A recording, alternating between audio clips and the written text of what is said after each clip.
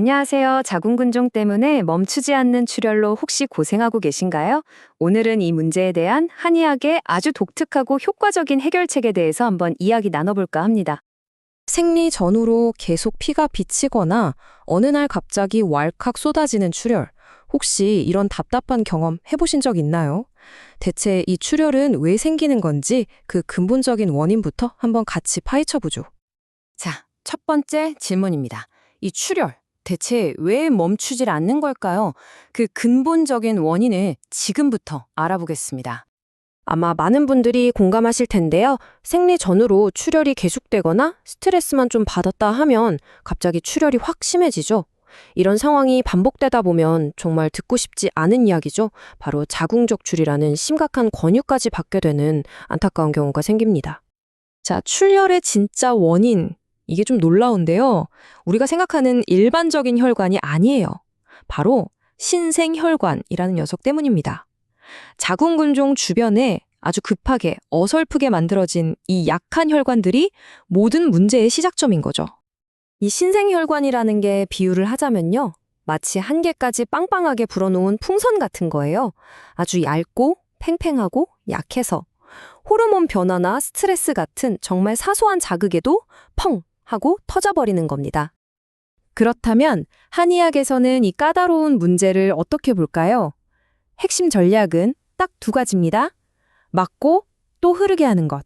먼저 새는 곳을 막고 그 다음에 고인물을 흐르게 한다. 와, 이 문장이 사실 치료의 모든 걸 말해주고 있어요. 그냥 막는 데서 끝나는 게 아니라 근본적인 원인까지 해결하겠다는 철학이 담겨 있는 거죠. 이 전략을 댐에 비유하면 이해가 정말 쉬워요. 우선 지혈은 댐에 금이 가서 물이 콸콸 새는 걸 급하게 막는 응급 보수 작업 같은 거예요. 근데 이걸로 끝내면 될까요? 아니죠. 댐 수위가 계속 높으면 언젠가 또 다른 곳이 터질 수 있잖아요. 그래서 행혈이라는 작업이 필요한 겁니다. 수문을 활짝 열어서 댐의 수위 자체를 낮춰버리는 거죠. 그래야 근본적으로 안전해지니까요. 이 두 가지가 반드시 함께 가야 재발을 막을 수 있습니다. 자, 첫 번째 단계, 지혈입니다. 말 그대로 균열을 메우는 거예요. 마치 119 구조대처럼 출혈이 시작된 그 약한 혈관벽을 딱 찾아내서 신속하게 보수하는 거죠. 일단 가장 급한 불부터 끄는 겁니다. 그리고 나서 정말 중요한 두 번째 단계, 바로 행혈로 넘어갑니다. 이건 단순히 피를 돌게 하는 것 그 이상이에요. 물기를 터줘서 압력이 한 곳에 쏠리지 않게 하는 것처럼 고여있는 혈액을 온몸으로 쫙 순환시켜서 압력을 근본적으로 없애주는 거죠. 이게 바로 재발을 막는 예방 조치인 셈입니다. 그리고 이 두 가지 전략이 정말 대단한 게 뭐냐면요. 그냥 출혈만 멈추게 하는 게 아니라는 거예요. 우리 몸 전체에 아주 긍정적인 나비 효과를 불러일으킵니다. 혈액순환이 잘 되기 시작하니까 그동안 나 왜 이렇게 머리가 아프지? 왜 이렇게 어지럽지? 했던 문제들 있잖아요. 소화도 잘 안 되고. 이런 것들이 신기하게 같이 좋아지는 거예요. 몸의 전체적인 시스템이 정상 궤도로 돌아오는 거죠.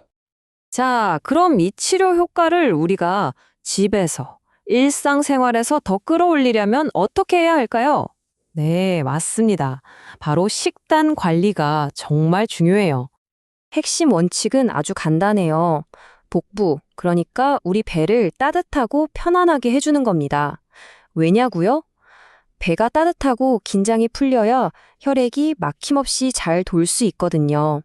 아까 말한 행혈 작용이 제대로 되려면 이게 기본인 거죠. 자, 그럼 뭘 피해야 할까요? 첫 번째, 소화시키기 힘든 음식들입니다. 밀가루 음식, 감자, 고구마, 옥수수 같은 것들이요.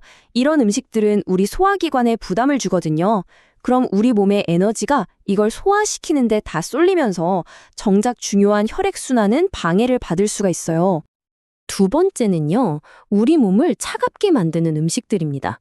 신선한 샐러드, 냉장고에서 막 꺼낸 과일, 그리고 아이스커피나 탄산음료. 생각만 해도 시원하죠? 하지만 이런 차가운 기운이 우리 뱃속으로 들어가면 혈관을 움츠러들게 만들어요. 혈액순환을 도와주지는 못할 망정 오히려 방해하는 셈이죠. 자, 그런데 여기서 정말 의외의 목록이 나옵니다. 아마 깜짝 놀라실 거예요.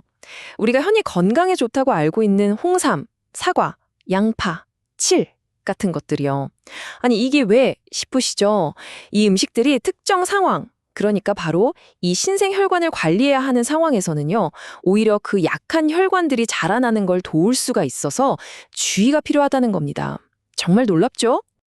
네, 진짜요? 이건 전혀 몰랐어요. 이게 실제로 상담할 때 가장 많이 듣는 반응이라고 해요. 그만큼 우리가 아는 건강 상식이랑 실제 내 몸에 필요한 관리가 다를 수 있다는 걸 보여주는 거죠. 자, 이제 마지막으로 이 모든 걸 종합해서 회복을 위한 새로운 관점을 한번 생각해 봤으면 합니다.